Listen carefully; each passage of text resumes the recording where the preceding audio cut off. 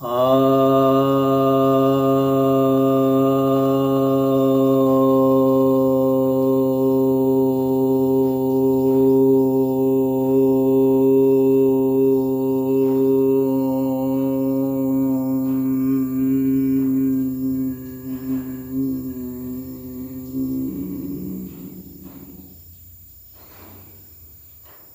सभी भक्तजनों को सप्रेम नमन।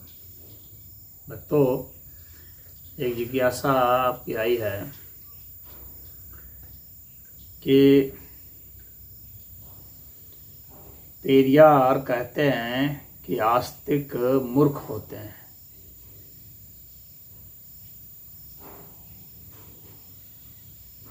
इस पर आप क्या कहेंगे?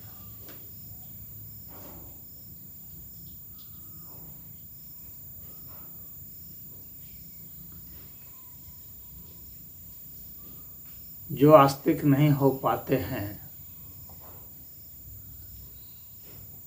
तो वे अपने अहंकार को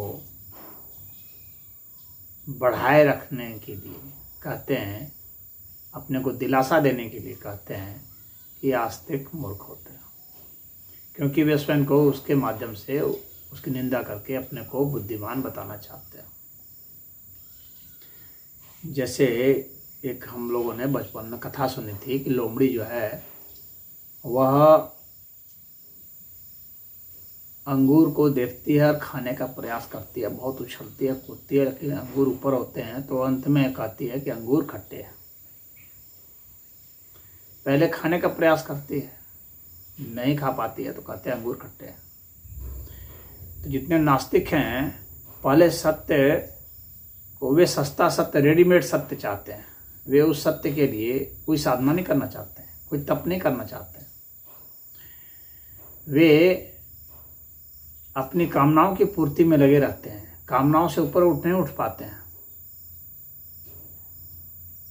काम, क्रोध, लोभ, मद, ईर्ष्या, द्वेष, राग, भय, दुख, इन सब से मुक्त नहीं हो पाते हैं और वे उसी दलदल में फंसे रहते हैं। तो अब दलदल में फंसे हैं तो दलदल में जो दरियाई घोड़ा है तो वह कहेगा, उसी कीचड़ में लोट पोट रहा है, कहेगा दलदल है बहुत ही अच्छा है और बाहर तो बेकार है। उसे वो अपना संसार अच्छा लगेगा। नारी का जो कीड़ा होता है उसको नारी ही अच्छी लगती है। रामकृष्ण परमहंस इसका उदाहरण बहुत ज़्यादा देते थे।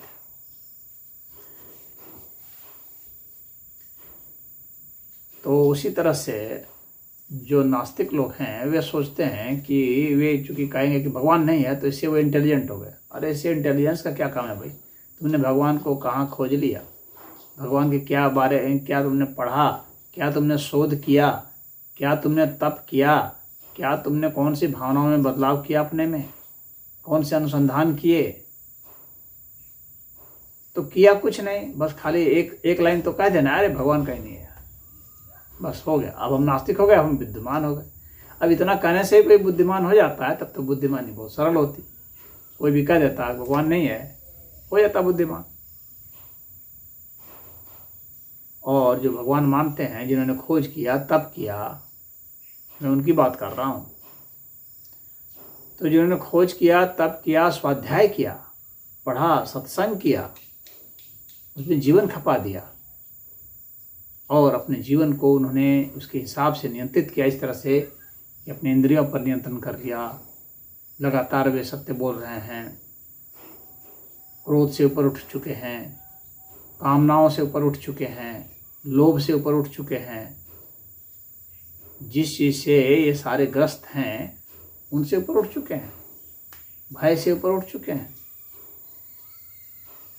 तो वे मूर्ख कैसे हो गए भाई? आप कामी, क्रोधी, लालची, डरपोक हो करके आप जो है घृणा फैलाने वाले, आप जो है बुद्धिमान कैसे हो गए? तो ये जो पेरियार साहब हैं, पेरियार इनको कहना भी ठीक नहीं है। इनका नाम तो इरोड भी रामास्वामी था। तो ये जो रामास्वामी जी महाराज थे, तो ये बुद्धिमान कैसे हो गए? ये तो एक पत्रकार थे और वो घृणा फैलाते थे, क्योंकि जब इन्होंने आरोप लगाया तो इनके ऊपर भी तो देखा जाए क्या क्या करते थे। तो ये पत्रकार थे, तो इसके कारण ये समझते थे कि मैं दुनिया का सबसे बुद्धिमान आदमी हूँ। अरे भैया, तुमने तो कुछ पढ़ा नहीं अभी। शास्त्र पढ़ते तो समझ में आती, पूरा जीवन निकल जाता और वेद को पढ़ भी नहीं पाते, समझ भी नहीं पाते।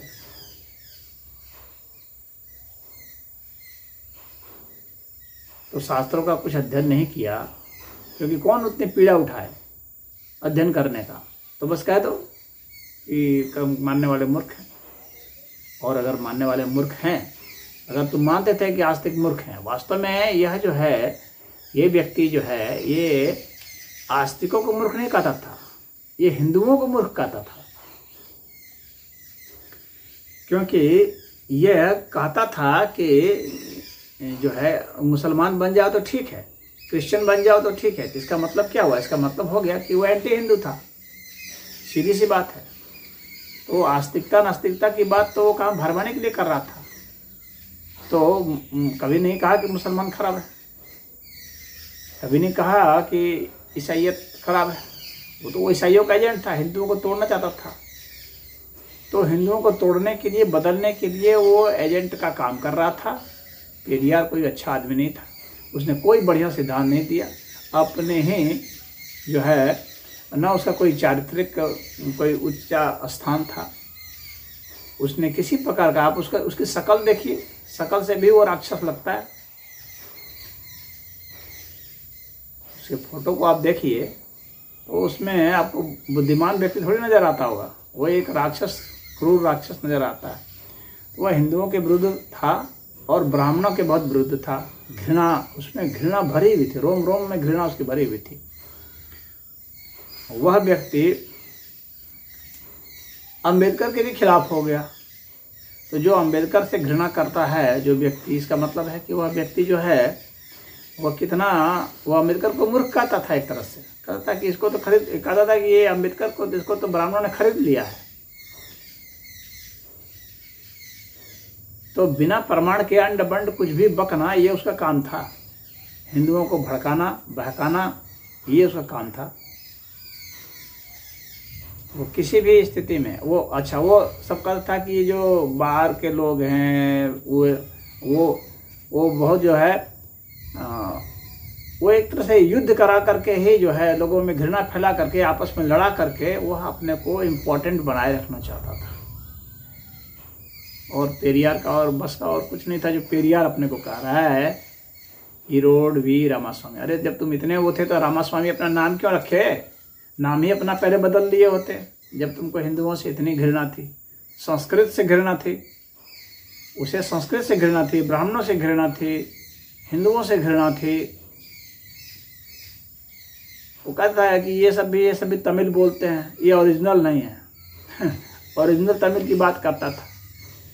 तो वो कहता था जो बाहर के लोग हैं, ये जो है जो तमिल बोलते हैं, ये ब्राह्मण लोग हैं जो तमिल बोलते हैं, ये सब सही नहीं है, इन लोगों को तो मारना चाहिए। इस बात को भी वो बोलता था। इनके रहते हैं हम लोग का विकास नहीं हो सकता, इस बात को भी बोलता था। और वह विवाह के विरुद्ध और बच्चों के विरुद्ध था। वो कहता था कि ये जो अब देखिए, वो कहता था कि जो है विवाह जो कर लेगा तो विवाह नहीं करने वाला ज़्यादा खुश रहेगा, क्योंकि उसको बच्चे नहीं पालने पड़ेंगे, और बच्चे होंगे तो वह प्रगति नहीं कर सकता, विकास नहीं कर सकता। और उसने खुद ही 2 शादी कर ली। एक तो एक अपनी लड़की से शादी कर ली। तो इतना गंदा आदमी जो कह रहा है कि जो अपने ही बात पर नहीं, जो एक तरफ कह रहे हो कि विवाह से विकास नहीं होगा, बच्चों के कारण विकास नहीं हो पाता है, और फिर तुम खुद ही शादी कर रहे हो, 2 शादी के ही विरुद्ध में बोल रहे हो, फिर शादी भी कर रहे हो, बच्चों के भी विरुद्ध में बोल रहे हो, बच्चे भी पैदा कर रहे हो। तो ये जो है इस तरह का आदमी था। ये एक तरह से सन की घृणा फैलाने वाला बिगॉट था। यह ऐसा नहीं है, इसको बहुत हाईलाइट कर दिए लोग, इसलिए ताकि जो है लोग क्या मतलब कि जो एजेंट थे अंग्रेज़ों के, ईसाई मिशनरियों के, तो उन लोगों ने इनको हाईलाइट कर दिया ताकि हिंदुओं को बरगलाया जा सके, इनका धर्मांतरण किया जा सके, आपस में लड़ाया जा सके। तो भाषा के नाम पर लड़ाया जाए, धर्म के नाम पर लड़ाया जाए, संप्रदाय के नाम पर लड़ाया जाए, यही इनका मुख्य रहा है। तो इस पेरियार जिसको बोलते हैं सब, ये पेरियार जो बोलाता है, तो यह तो न सिर्फ हिंदू विरोधी, न सिर्फ ब्राह्मण विरोधी, न सिर्फ जो है यहाँ की संस्कृति का विरोधी, बल्कि ये देश का भी विरोधी था। ये बहुत बड़ा वो जो है अचंभे की बात है कि इसको इतना ज़्यादा इसके समर्थक बढ़ा दिए, इतने ये तो आतंकवादी इसको माना जाना चाहिए, इसको तो जेल में बंद करके इसको तो दंड मिलना चाहिए था। ये अब मैं आपको इसका एक पढ़ करके सुना रहा हूँ। यह जो है ये अपने अखबार में क्या लिख रहा था, we Tamilians were the rulers of this land and we lost our prestige, ruling power and valor to a group of nomads who came here with their cattle. We would come out of this slavery only when we shed away the feeling that we are Hindus and that we are Indians. ये सीधा कह रहा है कि हम लोग जो हैं, हम लोग जो ये तमिल के लोग हैं, हम लोग जो है इस धरती के जो है शासक थे, और हम लोग का सम्मान, हम लोग की जो है रूलिंग पावर जो है, शासकीय जो क्षमता है वह, हम लोग की जो हम लोग का जो शौर्य है वह, ये ख़त्म हो गया। जब तुम इतने थे ही, तो अब कह रहे हैं कि ख़त्म हो गया। ये तो किससे, एक ग्रुप ऑफ नॉमेड्स आए जो बंजारे घूमने वाले हैं, जो अपने एक जानवर पशु के साथ है, उसके कारण हम लोग ख़त्म हो गए। अरे जब तुम इतने बहादुर थे ही, इतने रूलिंग थे ही, इतने सम्मानित थे ही, तो वो बाहर से जो लोग आए वो तुम ऊपर कैसे हावी हो गए भाई? वो भी खाली जो पशु लेकर आए। तो सिर्फ ये फॉल्स प्रोपेगेंडा वे लोग हैं जो कि दो थ्योरी पर चल रहे थे, आर्यन और द्रविडियन थ्योरी, जो कि ईसाइयों ने प्रोपेगेट किया था। वहाँ से बाहर से आए, इस तरह से ये सब झूठी थ्योरी सिद्ध हो गई। तो ये कह रहा है कि वे बाहर से आए तो हम लोग को जो है उनके गुलाम बन गए। कैसे गुलाम बन गए भाई? तो कह रहा है कि हम लोग उस गुलामी से अब मुक्त हो सकते हैं। कैसे मुक्त हो सकते हैं?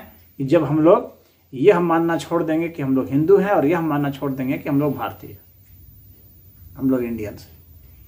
बताइए, यानी इंडिया के विरुद्ध में भी, हिंदुओं के विरुद्ध में भी, संस्कृति के विरुद्ध में भी, हर सिद्धांत के विरुद्ध में ऐसे पागल आदमी को, जिसको न इतिहास का ज्ञान है, न शास्त्र का ज्ञान है, न ही जिसमें राष्ट्रीयता की भावना है, न संस्कृति का बोध है, जो सब उटपटांग जो मर्जी आता है, एक सन की पागल जो है, जो पियक्कड़ होता है, पी करके कुछ भी बक देता है, उस तरह की बातों को बकने वाला एक पत्रकार जो है, उसको इतना बड़ा जो है, सिर्फ इसलिए क्योंकि वो तमिल की बात करता था, द्रविड़ की बात बकता था, तो इसलिए वो पूजनीय हो जाएगा, वो बुद्धिमान हो गया। अब बाकी लोग, पूरे देश के, पूरे भारत के लोग जो है मूर्ख हो गए। तो वो पूरे भारत के विरुद्ध में खड़ा था वो व्यक्ति।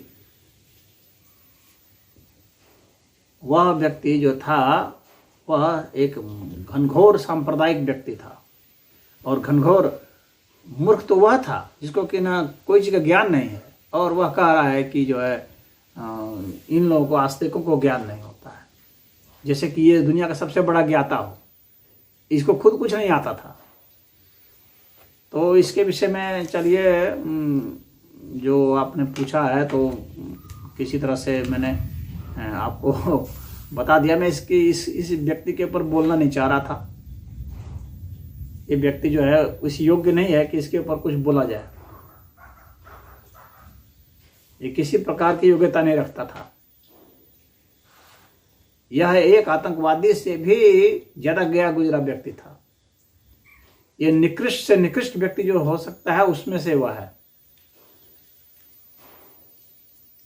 तो इसके विषय में क्या बोलना, लेकिन चलिए आपकी जिज्ञासा है तो इस विषय पर मैंने कुछ बता दिया। हरि ओम।